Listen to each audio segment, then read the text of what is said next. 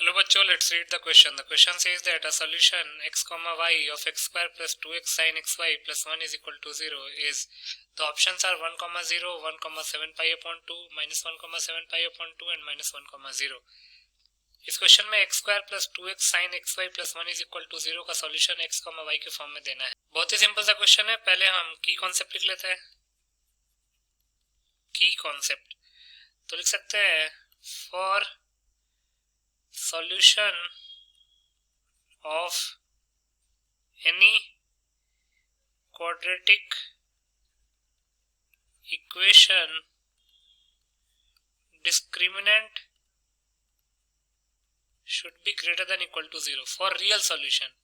Real solution के लिए हमेशा डिस्क्रिमिनेंट जो है क्वाड्रेटिक का वो 0 होना चाहिए, ग्रेटर देन इक्वल टू 0 होना चाहिए.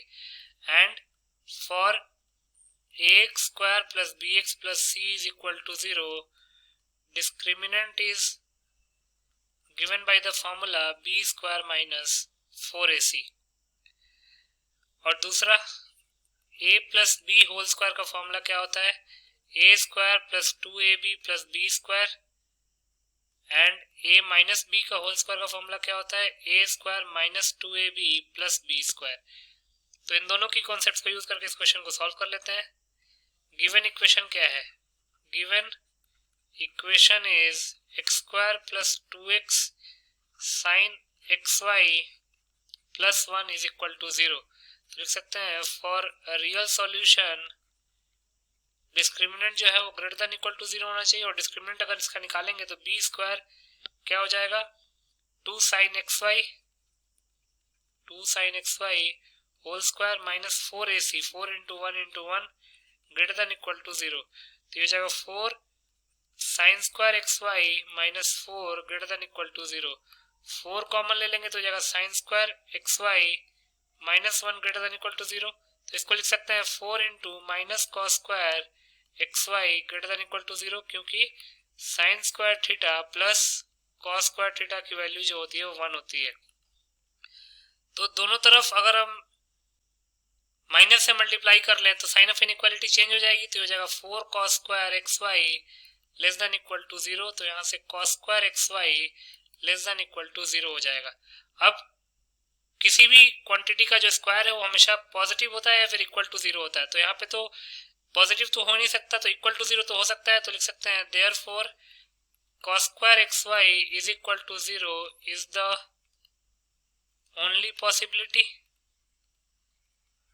अब cos स्क्वायर एक्स वाई 0 के इक्वल है तो लिख सकते हैं therefore sin square x y will be equal to 1 minus cos square x y that is 1 minus 0. तो sin स्क्वायर एक्स वाई हो जाएगा 1 के इक्वल. तो यहाँ से sin ऑफ एक्स वाई की वैल्यू हो जाएगी प्लस माइनस 1 के equal.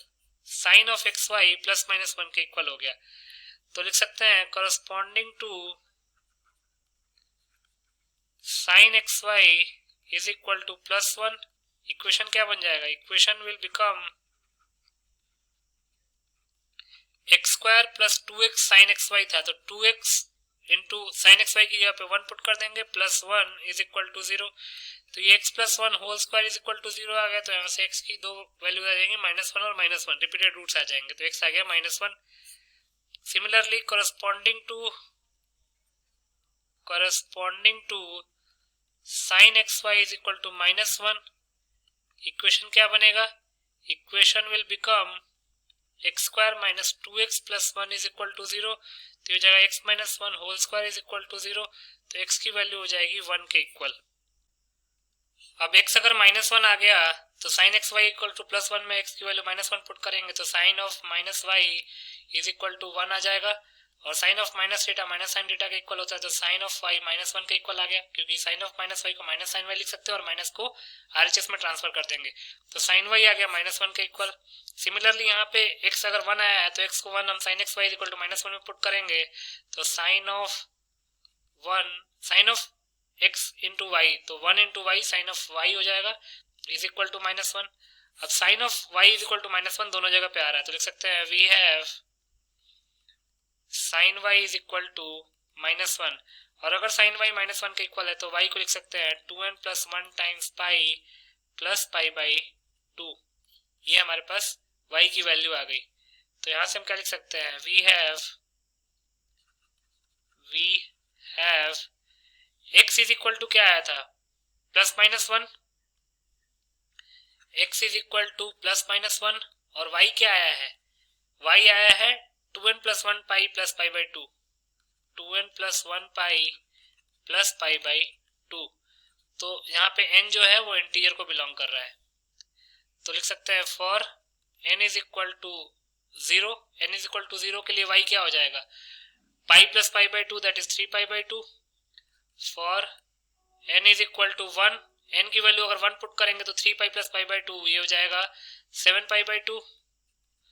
For n is equal to 2 put करेंगे तो y क्या हो जाएगा, y हो जाएगा 11 पाई बाई टू, और ऐसे ही चलता जाएगा। तो इसका मतलब कि हमारे पास सॉल्यूशन कौन कौन सा आ रहा है, plus one 3 pi by to, minus one 3 pi by to, plus one 7 pi by to, minus one 7 pi by to, plus one 11 pi by to, minus one 11 pi by to. लेकिन option में क्या क्या available है, option में भी तो check करना पड़ेगा। तो 1 7 पाई बाई टू और minus one 7 pi by to available है, तो यहां से हम लिख सकते हैं therefore required x, y will be 1, 7 pi by to and minus 1, 7 pi by to. और अगर आप देखेंगे तो ये किस ऑप्शन में लिखा हुआ है, बी और सी ऑप्शन में लिखा हुआ है। तो यहां से हम क्या लिख सकते हैं, hence B and C are the required correct options. तो बी और सी ऑप्शन को टिक कर देंगे। So B and C options will be your final answers. I hope you understood it well. Best of luck.